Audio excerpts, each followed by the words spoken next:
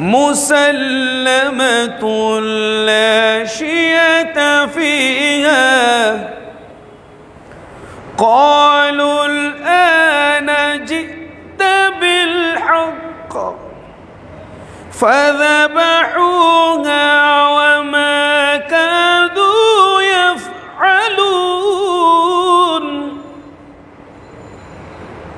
وإذ قتلتم نفسا فادارأتم فيها والله مخرج ما كنتم تكتمون فقلنا اضربوه ببعضها كذلك يحيي الله الموتى ويريكم آياته لعلكم تعقلون ثم قست قلوبكم من بعد ذلك فهي كالحجارة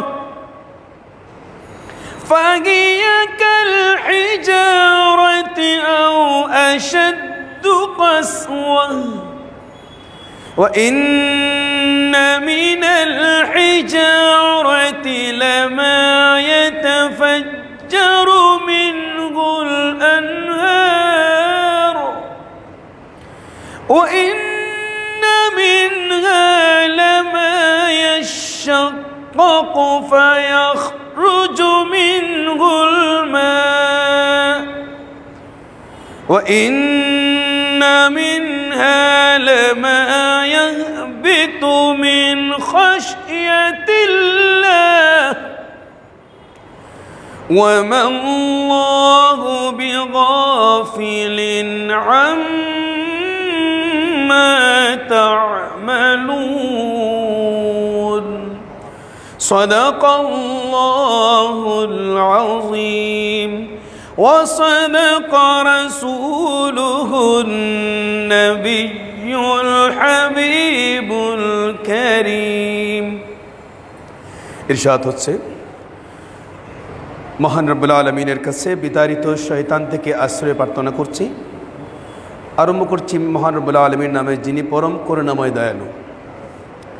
এবং যখন আমি তোমাদের থেকে দৃঢ় অঙ্গীকার নিয়েছি আর তোমাদের উপর তুর পাহাড় তুলে ধরেছি, গ্রহণ করে নাও যা কিছু আমি তোমাদেরকে প্রদান করেছি শক্তভাবে এবং এর সার মর্মগুলো স্মরণ করো, এ আশায় যে তোমাদের পরহেজগারে অর্জিত হবে। অতঃপর এরপরে তোমরা ফিরে গেছো, তারপর যদি আল্লাহর কৃপা এবং তার রহমত তোমাদের উপর না হতো তবে তোমরা ক্ষতিগ্রস্তদের অন্তর্ভুক্ত হয়ে যেতে। এবং নিশ্চয় নিশ্চয় তোমাদের জানা আছে তোমাদের মধ্যকার ওই সব লোক সম্পর্কে যারা শনিবারে সীমালঙ্ঘন করেছে। অতঃপর আমি তাদের উদ্দেশ্যে বললাম, হয়ে যাও ধিক্কৃত বানর।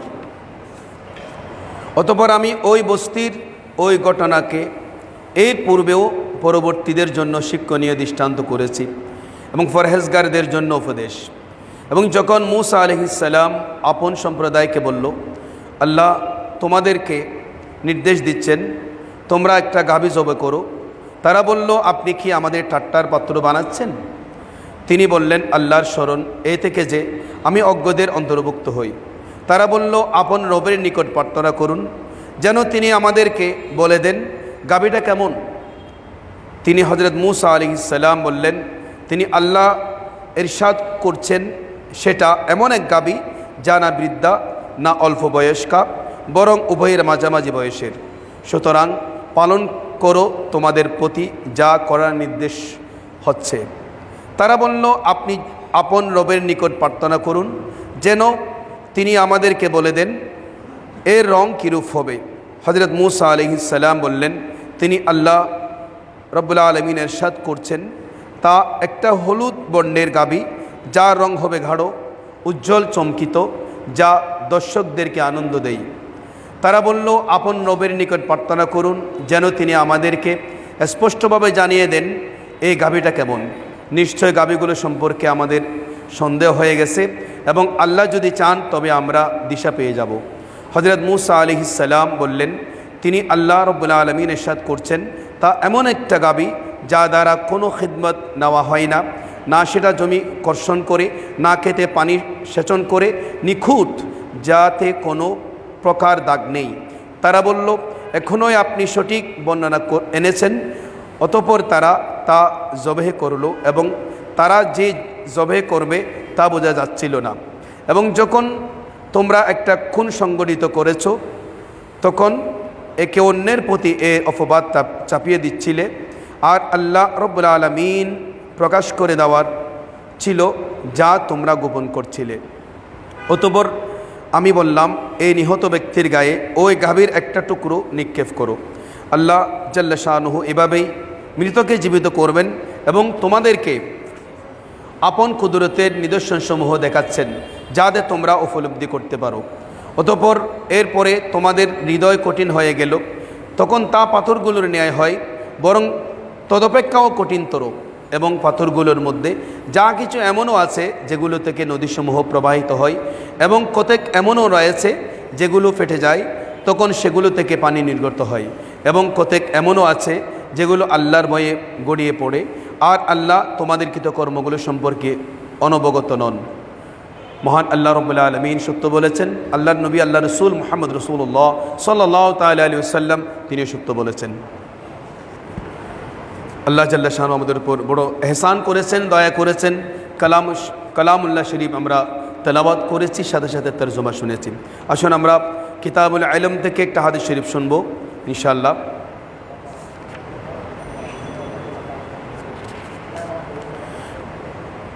আন ইবনে আব্বাস রাদিয়াল্লাহু তাআলা,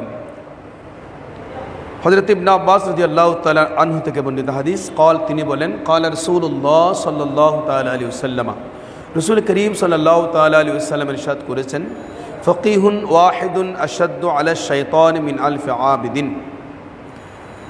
একজন ফকি দ্বীনি বিষয়ে অধিক বোধ শক্তি সম্পন্ন ব্যক্তি শয়তানের উপর হাজার আবিদের চেয়েও বেশি বাড়ি। সুবহানাল্লাহ। তিরমিজি শরীফ এবং ইবনে মাজাহ শরীফের হাদিস। এই হাদিসের ব্যাখ্যায় মুহাদ্দিসিন কেরাম বলেছেন, এখানে ফকিহুন বলেছেন যে শয়তানের মোকাবেলায় 1000 আবেদের চাইতে কঠিন, শয়তান থেকে রক্ষা পাওয়ার বিরাট মাধ্যম। সুতরাং যে এখানে আলিম মানে ওই আলিম যার উপর আল্লাহর অনুগ্রহ হয়েছে, এই জন্য ফকি বলা হয়েছে, আলিম বলা হয়নি। ফকি দিন সম্পর্কে সঠিক বিশুদ্ধ বোধ শক্তির অধিকারী। সুবহানাল্লাহ। আরজ করতে চাই, ফকি হওয়া খুব কঠিন একটা বিষয়, সহজ বিষয় নয়। কারণ ফকি হওয়ার জন্য যে ক্যাটাগরি দরকার, যে ইলম দরকার, যে জ্ঞান দরকার, ইলমে ফিকহের প্রতিটা বিষয় ওনার মধ্যে জানা থাকতে হয়, এবং হাদিস শরীফের প্রতিটা বিষয় ওনার মধ্যে জানা থাকতে হবে, কোরআন করিমের প্রতিটা বিষয় ওনার মধ্যে জানা থাকতে হবে। সেজন্যে ওনাকে সকল আহাদিসের কিতাবগুলো এবং সকল ফিকার সমুদ্র কিতাবগুলো, তফসিরের সমুদ্র কিতাবগুলো সম্পর্কে ওনার মধ্যে ধারণা থাকতে হবে, এবং আরবি যে লুগাত আছে, আরবি যে কায়দা আছে, কানুন আছে, এগুলো সম্পর্কে ভালো ধারণার মধ্যে থাকতে হবে। এবং সর্বোপরি যেই মাদ্রাসা লেভেলের যে বিষয় রয়েছে সেটা হচ্ছে কামিল ফিকা, সেটা অবশ্যই ওনাকে এটা কমপ্লিট করতে হয়। সাথে সাথে ওনার মধ্যে সেটা কমপ্লিট করার পর এই ফিকা বিষয়ে পড়ানোর যোগ্যতা ওনার মধ্যে থাকতে হবে। এখন আমরা দেখি ফিকা পাস করলে অনেকে ফকি লিখছে, এবং ফিকা পাস করেই উনি ফকির নাম লিখিয়ে উনি ওয়াজের ময়দানে বিভিন্ন জায়গায় ওনার সরগরম উপস্থিতি দেখা যাচ্ছে, কিন্তু দেখা যায় ওনার মধ্যে সেই রকম ফতোয়া দেওয়ার বা ফতোয়া লেখার মতো যোগ্যতা নেই। উনি লিখে যাচ্ছেন মুফতি, ফকি। আর মুফতি না হলে আমাদের বিভিন্ন এলাকার বিভিন্ন ধরনের নিয়ম নীতি, ফকি না হলে ওনাকে কেউ মূল্যায়ন করে না। এই বেচারা ফকি না হয়েও ওনার নামের আগে ফকি মুফতি লাগিয়ে দিচ্ছেন। এটা আমাদের জন্য দুঃখজনক, অত্যন্ত হতাশাজনক আমাদের জন্যে। তো আসুন আমরা প্রকৃত যারা ফকি ওনাদের মূল্যায়ন হোক, ওনাদের মাধ্যমে শরীয়তের সঠিক ফায়সালা আমরা পেতে পারি। আল্লাহ আমাদের সকলকে সেই রকম ফকি হওয়ার তৌফিক দান করুক, আমিন। এবার আসেন আমরা জিকিরের ফজিলত সম্পর্কে আলোচনা করতে চাই, তো ভালো করে খেয়াল করুন। তিরমিজি শরীফ এবং ইবনে মাজাহ শরীফের হাদিস, রসুল করিম সাল্লাল্লাহু তাআলা আলাইহি ওয়াসাল্লাম ইরশাদ করেছেন, আন মুআদ ইবনে জাবাল, মুআদ ইবনে জাবাল থেকে বর্ণিত, قال মা আমালুল আবদ আমালান আনজালাহু মিন আযাবিল্লাহ মিন যিকরিল্লাহ। কোনো আমল বান্দাকে আল্লাহর আযাব থেকে নাজাত দিতে পারে না একমাত্র আল্লাহর জিকির ব্যতীত। সুবহানাল্লাহ। আল্লাহর জিকির হচ্ছে বান্দাকে আযাব থেকে মুক্তি দেওয়া, রক্ষা করার অন্যতম উপায়, উসিলা। সেজন্যে আমরা আজকে আল্লাহর জিকির করছি। আমাদের মাশায়েখ হযরত আমাদেরকে জিকির করার সুযোগ করে দিয়েছেন, দিনে 1200 বার জিকির করছি। আসলে এই জিকিরগুলো যদি আমরা ইখলাসের সহিত আদায় করি, পালন করি, অবশ্যই আমরা আল্লাহর আযাব থেকে রক্ষা পাবো। আল্লাহ আমাদের বেশি বেশি জিকির করার তৌফিক দান করুক, আমিন। এবার আসেন দরুদ শরীফের ফজিলতের ব্যাপারে আমি আপনাদের সম্মুখে তাও একটা হাদিস শরীফ পেশ করছি, তিরমিজি শরীফের হাদিস। قال رسول الله صلى الله تعالى عليه وسلم, রসুল করিম সাল্লাল্লাহু তাআলা আলাইহি ওয়াসাল্লাম ইরশাদ করেছেন, ইন্না আওলান নাস বি ইয়াউমাল কিয়ামা আকতারহুম আলাইয়া সালাতান। কিয়ামতের ময়দানে আমি নবীর নিকট অতি নিকটে থাকবে ওই ব্যক্তি, যে ব্যক্তি আমি নবীর উপরে বেশি বেশি দরুদ শরীফ পড়েন। সুবহানাল্লাহ। আমরা সেই সুযোগটা পেয়েছি যে প্রতিদিন আমরা দিনে 200 বার দরুদ শরীফ পড়ার সুযোগ পাচ্ছি মাশায়েখ হযরতের মাধ্যমে। সাথে সাথে আমাদের কাছে দরুদ শরীফের বিশাল সম্ভার রয়েছে, মজমুআয়ে সালাওয়াত রাসূল সাল্লাল্লাহু তাআলা আলাইহি ওয়াসাল্লাম। আমরা কন্টিনিউ তেলাওয়াত করলে অবশ্যই আমরা সেই নিয়ামত অর্জন করব। আসুন আমরা সেই দরুদ শরীফ বেশি বেশি তেলাওয়াত করি এবং দুনিয়া এবং আখিরাতে আমাদের নাজাত উসিলা আমরা নিজেরাই অর্জন করি, নবী মুস্তাফার কুরবতে মুস্তাফা আমরা অর্জন করি। সবাই বলি আল্লাহুম্মা সাল্লি আলা সাইয়্যিদিনা মুহাম্মাদিন ওয়া আলা আলি সাইয়্যিদিনা মুহাম্মাদিন ওয়া বারিক ওয়া সাল্লিম। এবার আসুন আমাদের যে বিষয় মিথ্যা বলা হচ্ছে মহাপাপ। কথাটি প্রত্যেক ধর্মেই স্বীকৃত আছে। ইসলামে এটাকে সকল পাপের মূল হিসেবে আখ্যায়িত করা হয়েছে। মিথ্যায় মানুষকে পাপ ও অপরাধের দিকে উৎসাহ যোগায়। একটি মিথ্যাকে চাপা দিতে অসংখ্য মিথ্যার আশ্রয় নিতে হয়। মূলত মিথ্যার উপর ভরসা করে মানুষ অপরাধ করার সাহস পায়। মিথ্যাবাদীকে কেউ পছন্দ করেন না, এমনকি অতি আপনজনও না। মহান আল্লাহ জাল্লা শানু তাদের অভিশাপ করেন। কোরআন কারীমে ইরশাদ হয়েছে, লানাতুল্লাহি আলাল কাযিবিন, মিথ্যাবাদীর উপর আল্লাহর লানত বা অভিশাপ। মিথ্যা মানুষকে জাহান্নামী বানিয়ে দেয়। রাসূল করিম সাল্লাল্লাহু তাআলা আলাইহি ওয়াসাল্লাম ইরশাদ করেছেন, ইয়াকুম ওয়াল কিযব, তোমরা মিথ্যা থেকে বেঁচে থাকো। ফাইনাল কিযবা ইয়াহদি ইলাল ফুজুর, কারণ মিথ্যা মানুষদেরকে পাপের দিকে পথ দেখায়। ওয়া ইন্নাল ফুজুর ইয়াহদি ইলান নার, আর পাপ মানুষদেরকে জাহান্নামের পথ দেখায়। ওমা ইয়াজালুর রুজুল ইয়াকযিবু, যে ব্যক্তি মিথ্যা বলে, ওয়া তাতাহাররাল কিযবা, এবং মিথ্যার উপর অটল থাকে, হাত্তা ইউক্তাবা ইনদাল্লাহি কাযযাবান, ওই ব্যক্তির নাম আল্লাহর দরবারে লিপিবদ্ধ হয় মৃত্যুক হিসেবে। জুড়ে বলি নাউজুবিল্লাহ। মিথ্যা বড় জঘন্য ও নিকৃষ্ট তা রাসূল সাল্লাল্লাহু তাআলা আলাইহি ওয়াসাল্লামের হাদিস দ্বারা পরিস্ফুট হয়েছে। রাসূল করিম সাল্লাল্লাহু তাআলা আলাইহি ওয়াসাল্লাম অপর হাদিসে ইরশাদ করেছেন, ইযা কাযাবাল আবদু তাবাআদাহুল মালাক মাইলান, যখন বান্দা মিথ্যা কথা বলে তখন ওই বান্দার হেফাজতের জন্য যে ফেরেশতা আল্লাহ জাল্লা শানুহু নির্দিষ্ট করে দিয়েছেন, ওই ফেরেশতারা ওই বান্দা থেকে 1 মাইল দূরে চলে যায়। জুড়ে বলি নাউজুবিল্লাহ। তার মধ্যে দুর্গন্ধ বের হয়, দুর্গন্ধের কারণে ওই মুহাফিজ ফেরেশতারা ওই বান্দা থেকে 1 মাইল দূরে চলে যায়। মিন্নাতানিল মাজাবিহি, এবং এই মিথ্যার কারণে দুর্গন্ধের কারণে চলে যায়, এবং যখন তার মিথ্যা চলে যায় বলা শেষ হয় তখন ওই ফেরেশতাগুলো আবার আসে। আবার রাসূল করিম সাল্লাল্লাহু তাআলা আলাইহি ওয়াসাল্লামকে প্রশ্ন করেছেন, এটা মিশকাতের হাদিস। নবী মুস্তাফাকে জিজ্ঞেস করলেন, আয়াকুনু লিল মুমিন জাবানান ইয়া রাসূলুল্লাহ সাল্লাল্লাহু তাআলা আলাইহি ওয়াসাল্লাম, মুমিন ব্যক্তি কি ভীরু হতে পারে? ক্বালা নাম, হ্যাঁ মুমিন ব্যক্তি ভীরু হতে পারে। ফাকিলা লাহু আয়াকুনুল মুমিন বখিলান, মুমিন কি বখিল হতে পারে, কৃপণ হতে পারে? ক্বালা নাম, নবীজি বললেন হ্যাঁ মুমিন ব্যক্তি বখিল হতে পারে, কৃপণ হতে পারে। ফাকিলা লাহু আয়াকুনুল মুমিন কাযযাবান, মুমিন ব্যক্তি কি মিথ্যুক হতে পারে? ক্বালা লা, নবীজি বললেন না, মুমিন ব্যক্তি মৃত্যুক হতে পারে না। শুরু বলি সুবহানাল্লাহ। তো এত বড় মারাত্মক একটা স্বভাব আমরা পরিহার করব। এবং রাসূল করিম সাল্লাল্লাহু তাআলা আলাইহি ওয়াসাল্লাম আরও ইলমে গায়েবের খবর আমাদের দিয়েছেন। আমাদের সমাজের মধ্যে দেখেন কতগুলো ব্যক্তি আছে মানুষদেরকে হাসানোর জন্য মিথ্যা কথা বলে, মিথ্যার আশ্রয় নেই। এখন আমরা দেখবেন নাউজুবিল্লাহ মিন যালিক, সেটা হচ্ছে ওয়াজের ময়দান। ওখানে ক্যাসেটের ওনার অনলাইনের মধ্যে আসতেছে সম্পূর্ণ নতুন ওয়াজ, হাসি না আসলে এমবি ফেরত, হাসি না আসলে এমবি ফেরত। তাহলে উনি হাসাবে কীভাবে? মিথ্যা কথা বলে।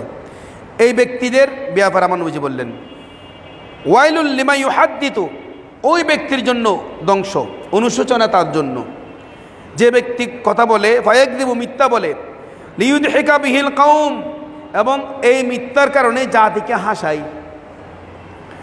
ওয়াইলুল্লাহু, ওয়াইলুল্লাহু, তার জন্য অনুশোচনা, তার জন্য অনুশোচনা। জুড়ে বলি নাউজুবিল্লাহ। সেই জন্য মিথ্যা কখনো বলা যাবে না।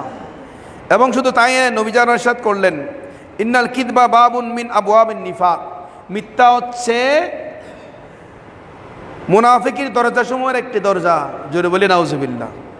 রাসূল করিম সাল্লাল্লাহু তাআলা আলাইহি ওয়াসাল্লাম হাদিসের মধ্যে ইরশাদ করেছেন, এটা বুখারী শরীফের হাদিস, মুসলিম শরীফে এসেছে, সালাতুন মান কুন্না ফি, তিন প্রকারের ব্যক্তি যার মধ্যে তিনটি স্বভাব থাকবে, ফাওয়া মুনাফিকুন, সে মুনাফিক। ওয়াইন সামা, যদিও সে রোজা রাখে, ওয়াসাল্লা, নামাজ পড়ে, ওয়াজাআমা আন্নাহু মুসলিমুন, সে ধারণা করে সে একজন মুসলমান। তিনটা স্বভাব থাকলে ওই ব্যক্তি মুনাফিক। যদিও সেই রোজা রাখে, নামাজ পড়ে, সে ধারণা করে একজন মুসলমান। এগুলা কি কি? ইদা হাদ্দাতা কাদিবা, কথায় কথায় মিথ্যা বলে। ওয়াইদা ওয়াদা খলাফা, ওয়াদা খিলাফ করে। ওয়াইদা তুমিনা খানা, এবং আমানত খিয়ানত করে। জুড়ে বলে নাউজুবিল্লাহ। আসুন আমরা এই মিথ্যা থেকে বেঁচে থাকি, মুনাফিক হতে চাই না। কারণ মুনাফিক হলে ইন্নাল মুনাফিকিনা ফিদ দারকিল আসফালি মিনান নার, নবী ইরশাদ করেছেন যে মুনাফিকের স্থান কোথায়? জাহান্নামের সর্বনিম্ন স্তরে। এবং মুহাদ্দিসিন কিরাম যারা মিথ্যা কথা বলতো ওই জাতীয় ব্যক্তিদের কাছ থেকে কোনো হাদিস নিতেন না। জুড়ে বলি সুবহানাল্লাহ। একজন আল্লাহর ওলি হযরতে শিবলি রাদিয়াল্লাহু তাআলা, উচ্চ স্তরে আল্লাহর ওলি, তিনি এক উস্তাদের কাছে আরবি কায়দা নাহু সরফ শিখার জন্য গেলেন। ওই উস্তাদ ওনাকে শিখাচ্ছেন দরবা জাইদুন আমরান, জায়েদ আমরকে মেরেছে, জরবা ফেল জাইদুন ফাইল আমরান মফুলে বি, জায়েদ আমরকে মেরেছে। এটা হচ্ছে উদাহরণ বোঝানোর জন্য শিখাচ্ছেন। উস্তাদকে জিজ্ঞেস করলেন যে হুজুর, উস্তাদজি, আসলে কি জায়েদ আমরকে মেরেছে? বলে না, মারা নাই, তো আমি আপনাকে শেখানোর জন্য উদাহরণ বলছি। বলে এই মিথ্যা উদাহরণ নিয়ে আমি কেন শিখবো? এই মিথ্যা এলেও আমি শিখবো না। ওই উস্তাদের কাছে আর পরে নাই, উনি চলে আসছে। আল্লাহর ওলিরা সেরকম ছিলেন, মিথ্যা কথা বলতেন না। রাসূল করিম সাল্লাল্লাহু তাআলা আলাইহি ওয়াসাল্লামের দরবারে এক ব্যক্তি আসলেন, বিধর্মী। বললেন, ইয়া রাসূলুল্লাহ সাল্লাল্লাহু তাআলা আলাইহি ওয়াসাল্লাম, আমি ইসলাম ধর্ম গ্রহণ করব, কিন্তু আমার মধ্যে কতগুলো খারাপ অভ্যাস আছে। গুলোর মধ্যে এক নম্বর হচ্ছে আমি ব্যভিচার করি, জেনা করি, জেনার অভ্যাস আছে, আমি শরাব পান করি, এবং আমি চুরি ডাকাতি করি, এবং আমি মিথ্যাও বলি। আমি এগুলো আস্তে আস্তে একটা একটা বাদ দিয়ে দেব। নবীজি বললেন যে তুমি সর্বপ্রথম মিথ্যা বলা ছেড়ে দাও। ও সুবহানাল্লাহ। তখন সে বলল একদম সহজ, আর বাকিগুলো থাকবে, মিথ্যা ছেড়ে দেব। এখন রাত্রিবেলা স্বভাব সুলভ যখন শরাব পান করার ইচ্ছা হলো, তার মনে পড়লো কিরে, আমি যদি মিথ্যা কথা বলি, আমি যা শরাব পান করি, আগামীকাল সকালে নবীর দরবারে যেতে হবে, জিজ্ঞেস করবে শরাব পান করেছি কিনা, মিথ্যা তো বলতে পারবো না। আর শরাব পান করলে বললে আমি অপরাধী হয়ে যাব, শাস্তিযোগ্য ব্যক্তি হয়ে যাব, বিদায় শরাব পান করা ছেড়ে দিলেন। এখন ব্যভিচার করবে, বলে আমাকে যদি নবীজি জিজ্ঞেস করে তুমি ব্যভিচার করেছো, আমি তো মিথ্যা বলতে পারবো না, সত্য কথা বলতে হবে, তখন আমি অপরাধী হব, আমাকে শাস্তি পেতে হবে, আমি আর এই কাজ করব না। তো চুরি করার জন্য মনস্থ করলো। তো চুরি করলে নবীজি যদি জিজ্ঞেস করেন তুমি চুরি ডাকাতি করেছো, আমি তো মিথ্যা বলতে পারবো না, বিদায় চুরি ডাকাতি ছেড়ে দিলেন। উনি সাহাবিয়তের অনন্য মকাম অর্জন করলেন। সুবহানাল্লাহ। আর আরজ করতে চাই, নবী মুস্তাফা সাল্লাল্লাহু তাআলা আলাইহি ওয়াসাল্লাম কি সুন্দর চমৎকার শিক্ষা দিয়েছেন এই মিথ্যা হচ্ছে সকল পাপের মূল। এই মিথ্যার মাধ্যমে মানুষ অনেক খারাপ কাজ করতে পারে। সেজন্য আল্লাহ জাল্লা শানু বলেন ওয়াজতানিবু কাওলাজ জুর, সূরা হজ আয়াত 30। আল্লাহ রাব্বুল আলামিন বলেছেন তোমরা মিথ্যা কথা পরিহার করো। আমার কিন্তু আরেকটা বিষয় হচ্ছে বিবাদবান দুই ব্যক্তি দুই দলের সমঝোতা সৃষ্টির উদ্দেশ্যে কোনো ব্যক্তি মুসলমানের কল্যাণার্থে কিংবা কোনো মুসলমানকে ক্ষতি থেকে বাঁচানোর জন্য মিথ্যা বলা শুধু বৈধ নয়, ওয়াজিব। রাসূল করিম সাল্লাল্লাহু তাআলা আলাইহি ওয়াসাল্লাম ইরশাদ করেছেন লাইসাল কাযযাব, ওই ব্যক্তি মিথ্যুক নয়, আল্লাযী ইউসলিহু বাইনান নাস, যে ব্যক্তি যে লোকের মধ্যে মীমাংসা করে। সুবহানাল্লাহ।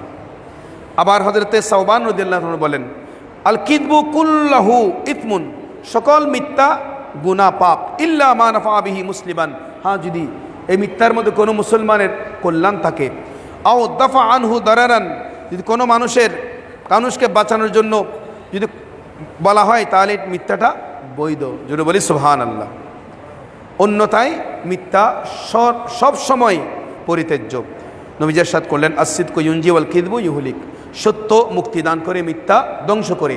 আসুন আমরা মিথ্যা পরিহার করি, সত্য বলার চেষ্টা করি, কারণ মুসলমানের জন্ম হচ্ছে সত্যের উপর, আমরা মিথ্যার উপর নই। ইসলাম সত্য, আমরা সত্য ধর্মের উপর আছি। আমরা সদা সর্বদা মিথ্যা পরিহার করব, সত্য বলে নিজের জীবনকে সুন্দর করে গঠন করব। আল্লাহ জাল্লা শান আমাদেরকে সেই নিয়ামত দান করুক, আমিন। এবার কারো কোনো প্রশ্ন দাখিল করতে পারেন এই বিষয়ের উপর, কোনো প্রশ্ন থাকলে আপনারা করতে পারেন। কারো কোনো প্রশ্ন আছে কিনা? কারো কোনো প্রশ্ন আছে কিনা বিষয়ের উপর, অথবা যে কোনো বিষয়ের উপর কোনো প্রশ্ন থাকলে আপনারা করতে পারেন। কারো কোনো প্রশ্ন আছে কিনা? জি জি, যাবে যাবে। যে আমার একজন ভাই দাঁড়িয়েছেন, ওয়াহিদ ভাই, উনি প্রশ্ন করবেন। যে একটু এদিকে চলে আসেন। জি,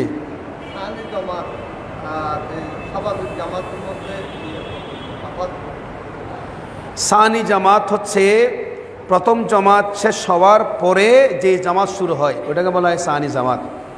ওটা শেষ হতে হবে, ওটা শেষ হলেই ওটা শুরু হয়। আবার ওটা চলাকালীন সময় নয়, ওটা শেষ হলে আরেকটা যেটা শুরু, ওটা বলা হয় সানি জামাত। ওই সানি জামাত ওটা শেষ হওয়া মাত্রই পড়তে পারবে, কোনো অসুবিধা নেই। না, সবার ক্ষেত্রে কোনো অসুবিধা। জামাত আদায় করলে মসজিদে হোক গড়ে হোক, এটা হাদিসের মধ্যে এসেছে, গড়ে হোক মসজিদে হোক, জামাত সহকারে পড়লে, আপনি মসজিদে পড়লে, জুমা মসজিদে পড়লে 27 রাকাত নামাজের সওয়াব পাবেন। আর এমনি ঘরে জামাত সহকারে পড়লে, অফিসে জামাত সহকারে পড়লে 25 রাকাত নামাজের সওয়াব পেয়ে যাবেন। সুবহানাল্লাহ। একাকি পড়লে 1 রাকাতের সওয়াব। জি আমরা বিভিন্ন সময় জি জি প্রস্রাব করতে যাই, বেশি ব্যক্তি ওই সময় নিজের পুরো প্রস্রাব কাপড় পরে গেছে, জি, বা বাথরুম করতে বা বাথরুমে বসতে প্রস্রাব করে গেল। আর সে যদি আপনি প্রস্রাব করতে তাড়াহুড়ো করতে গিয়ে যদি প্রস্রাবের ফোঁটা কাপড়ে পরে, আপনাকে ওই স্থানটা আগে নির্ধারণ করতে হবে। ওই স্থানটা নির্ধারণ করে তারপর ওই জায়গাকে ভালো করে 3 বার ধুয়ে ফেলতে হবে। তাও যদি সম্ভব না হয়, আপনি কাপড়টা পরিবর্তন করে নামাজ পড়তে হবে, কারণ সন্দেহ নিয়ে নামাজ পড়া যাবে না। এ হচ্ছে বিষয়। ইসলাম যে আর কোনো বিষয় আছে কিনা?